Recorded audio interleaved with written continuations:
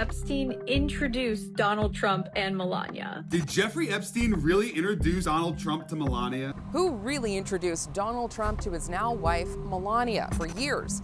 Paolo Zampolli, an Italian entrepreneur and close friend of Trump's from the early 90s, and Melania's former modeling agent, has told and retold a story about how he introduced Trump to the woman who would become his third wife in 1998. So you introduced Donald to Melania? Yes.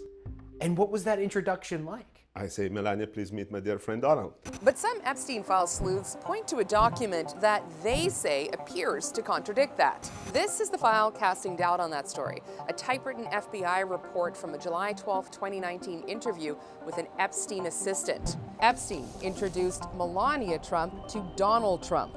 But dig a little deeper and you'll find this document. Our visual analysis shows they appear to be the handwritten notes from that same interview with the assistant. Same date, same details from the interview, like when she worked for Epstein and a job offer at Victoria's Secret. But they show a different set of facts about how Melania first met Trump. Put in contact with agent Paolo Zampolli, ID Models. That was the modeling agency Zampolli owned. He trying to buy elite models with J.E., meaning Jeffrey Epstein. He introduced Melania Trump to Prez, the witness goes on to say. She thinks he ambassador now, according to the notes. At the time, Zampolli was a UN ambassador. We asked the FBI for clarification on the differences between the typewritten and handwritten notes. They referred us to the Department of Justice. The Department of Justice said there is no discrepancy. That's confusing. So we wrote to them again. They referred us to the First Lady's comments. The lies linking me with the disgraceful Jeffrey Epstein need to end today. That surprise press conference Melania Trump held in April. Epstein did not introduce me to Donald Trump. I met my husband by chance at a New York City party in 1998. The timing baffled people.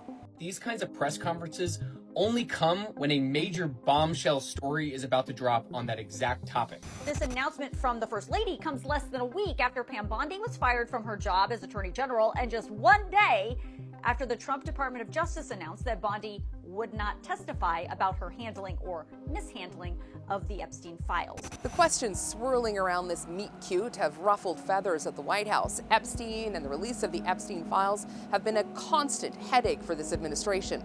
There are images of Trump and Epstein going back to the 90s looking quite chummy. That's before Trump says he fell out with the sexual predator somewhere around 2004.